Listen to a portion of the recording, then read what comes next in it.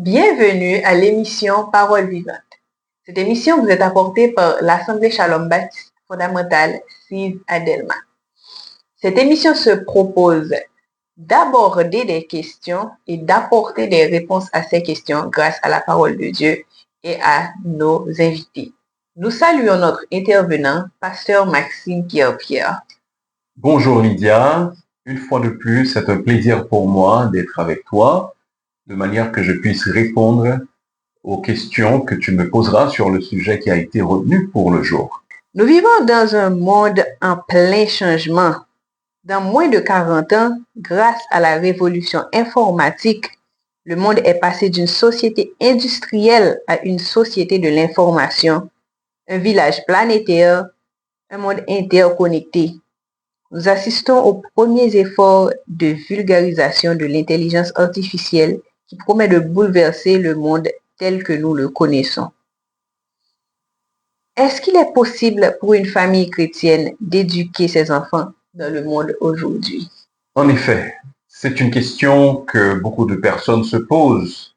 Heureusement, la parole de Dieu est suffisante pour nous instruire et pour nous faire savoir les principes que Dieu a conçus depuis très longtemps pour l'éducation des enfants.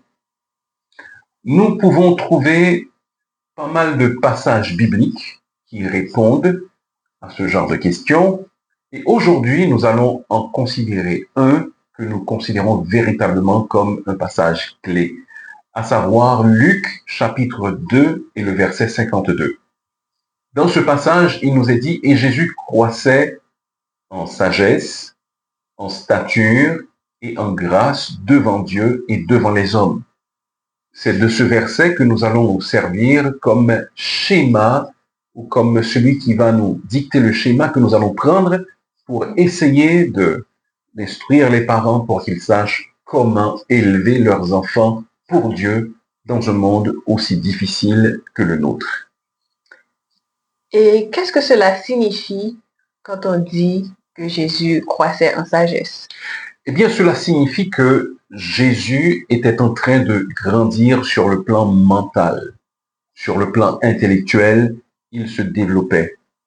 Donc, il comprenait davantage le monde autour de lui, il pouvait capter plus d'informations, il comprenait davantage les raisonnements.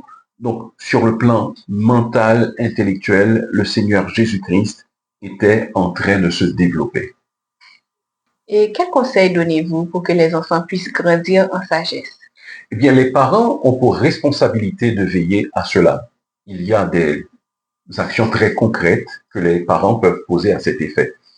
Par exemple, ils peuvent lire pour leurs enfants, même lorsque ces derniers sont très jeunes, en bas âge. La lecture à haute voix stimule le développement cognitif des enfants parce qu'il les expose à divers concepts, à diverses connaissances à propos du monde. En même temps, la lecture enrichit le vocabulaire des enfants. Cela leur permet de capter, de connaître des mots divers et de savoir dans quel contexte ces mots-là peuvent être utilisés. Et la lecture encourage également les interactions entre parents et enfants, ce qui favorise d'une manière générale la croissance mentale de l'enfant, ce qui augmente ses capacités de communication et ses capacités d'écoute. Et est-ce qu'il y a un type de lecture en particulier que vous encouragez les parents à faire avec leurs enfants? À coup sûr, particulièrement pour les parents chrétiens, nous les encourageons à utiliser la parole de Dieu. Bien sûr, un enfant en bas âge ne va pas comprendre une histoire tirée directement de la Bible. Cependant, il existe des ouvrages à cet effet, qui sont conçus à l'intention d'enfants très bas âge et qui simplifient dans le vocabulaire des enfants ces histoires que nous connaissons très bien, les histoires de l'Ancien Testament et ceux du Nouveau, bien sûr. Donc, c'est le genre de lecture que nous recommandons avant tout aux parents, parce que, comme nous l'avons déjà vu dans l'une de nos émissions précédentes, le Seigneur demande aux parents de parler de sa parole à toutes les occasions possibles, dans toutes les situations possibles. Donc, commencer très tôt à instruire les enfants dans la parole de Dieu, ce sera un avantage certain pour ces enfants-là. Et que pensez-vous des divers types d'intelligence? En effet, c'est un concept très important. Parfois, les enfants ou les parents voudraient que leurs enfants leur ressemblent. Et tout comme ils donnent leur prénom à leurs enfants, ainsi ils aimeraient que leurs enfants leur ressemblent dans d'autres domaines. Cependant, il faut se détromper. Chaque être humain est unique. Dieu nous crée tous à son image, mais il nous crée tous différents. Et nous devons comprendre que nos enfants ont leur propre capacité, ils ont leur propre type d'intelligence. Il existe différents types d'intelligence et nous serions très sages de comprendre quel est le type d'intelligence dont Dieu a pourvu nos enfants et essayer de les encourager à développer et à perfectionner ce type d'intelligence parce que cela va les aider justement à grandir en sagesse. On distingue par exemple ce qu'on appelle l'intelligence logico-mathématique. Donc, pour une personne qui possède ce type d'intelligence, il lui est très facile de raisonner logiquement et de comprendre les mathématiques. Il y a l'intelligence verbo-linguistique. Pour de telles personnes, il est très facile de prendre la parole, d'apprendre de nouvelles langues, de saisir les règles de la grammaire. Il y a ce qu'on appelle l'intelligence musicale et rythmique. Pour ce genre de personnes, la musique est quelque chose qu'elles captent de manière très naturelle. Ce n'est pas difficile pour eux d'apprendre à jouer un instrument, de comprendre les principes de la musique. L'intelligence corporelle et kinesthésique, c'est le genre d'intelligence que possèdent les grands athlètes.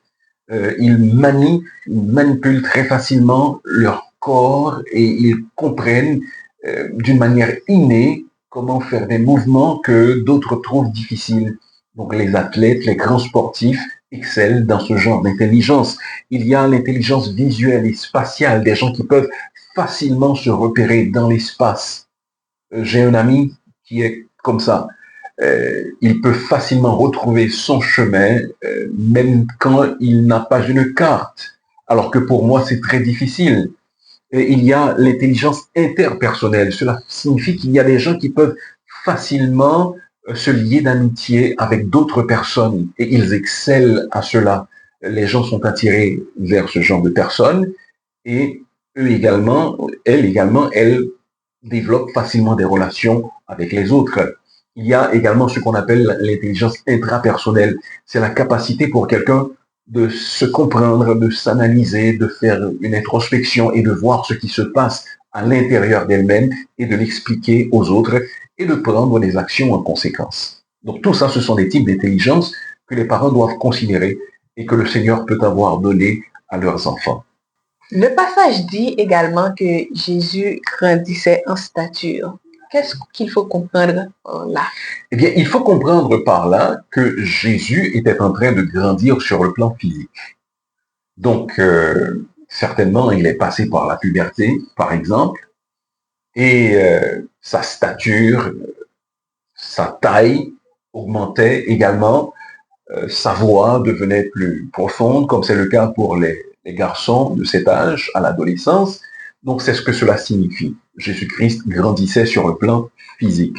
Et quels conseils aimeriez-vous prodiguer aux parents dont les enfants sont en pleine croissance? Eh bien, l'une des choses pour de tels parents, c'est qu'ils doivent surveiller l'alimentation de leurs enfants. L'alimentation, c'est peut-être le facteur le plus important en ce qui concerne la croissance à cet âge. Il faut, par exemple, se garder de la tentation de suralimenter les enfants. Certains parents aiment voir leurs enfants bien potelés. Cependant, cela n'est pas à leur avantage et cela pourrait préparer le terrain pour une obésité un peu plus tard dans l'adolescence ou à l'âge adulte. Donc, ne suralimentez pas vos enfants. Il faut également, bien sûr, savoir que les enfants ne vont pas se laisser mourir de faim. J'ai vu des parents s'asseoir pendant une dizaine, une quinzaine de minutes pour encourager leurs enfants à manger. On comprend le souci et c'est très important que les enfants mangent. Cependant, il faut savoir également que l'enfant ne va pas se laisser mourir de faim. Donc, il faut faire attention à l'alimentation des enfants. Quelque chose d'autre à surveiller dans l'alimentation, il faut limiter les aliments transformés, particulièrement les aliments ultra transformés. Et qu'entendez-vous par les aliments ultra transformés? Eh bien, ce sont des aliments qui ont été modifiés pour que leur texture, leur couleur, leur saveur, leur durée de conservation soient différentes. Donc, on les fait subir un processus, on ajoute en général des éléments, c'est-à-dire des additifs, de manière à transformer ces aliments-là. Donc, on n'a plus l'aliment naturel, mais il est passé par plusieurs étapes de transformation. Donc, il faut être prudent, particulièrement aux aliments qui sont ultra transformés parce qu'ils contiennent plus de sucre, en général, plus de matière grasse et d'autres éléments qui sont nocifs pour la santé. Donc, les enfants n'ont pas besoin d'être nourris autant de ces aliments-là, les biscuits industriels, les boissons sucrées, par exemple. Nous ne parlons pas du jus naturel que vous faites chez vous et auquel vous ajoutez du sucre, mais nous parlons des sodas d'une manière générale et d'autres aliments que l'on vend et que l'on peut acheter, que les parents mettent souvent dans les boîtes à lunch des enfants. Alors, nous ne disons pas qu'il faut affamer vos enfants, certainement, mais faites attention aux aliments ultra transformés, dont la charcuterie, comme le jambon, la mortadelle et ce genre de choses. Aujourd'hui, les vaccins sont un sujet controversé dans certains pays. Et est-ce que vous les recommandez? Oui, en effet, c'est un sujet controversé. Cependant, les parents qui veillent sur leurs enfants, sur la croissance physique de leurs enfants, doivent s'assurer que leurs enfants sont également vaccinés. C'est vrai qu'il y a certaines controverses, cependant, si les parents ne s'assurent pas que les enfants sont vaccinés, peut-être que ces enfants vont développer des maladies plus tard qui seront irréversibles. Par exemple, prenons la poliomyélite. C'est une maladie qui provoque des problèmes considérables, particulièrement les membres sont déformés, alors que c'est un vaccin très simple que l'on peut prendre, c'est seulement quelques gouttes. Il n'y a même pas de piqûre pour un pareil vaccin. Donc, les parents doivent s'assurer que leurs enfants sont bien vaccinés afin de les protéger contre des maladies. Et il faut bien sûr s'assurer de voir son pédiatre, de voir son médecin de manière régulière. Nous savons que dans notre pays, les situations sont difficiles pour beaucoup de personnes, mais allez au centre de santé. N'attendez pas que l'enfant soit malade 3 ou 4 jours pour aller voir un spécialiste, pour aller le faire consulter.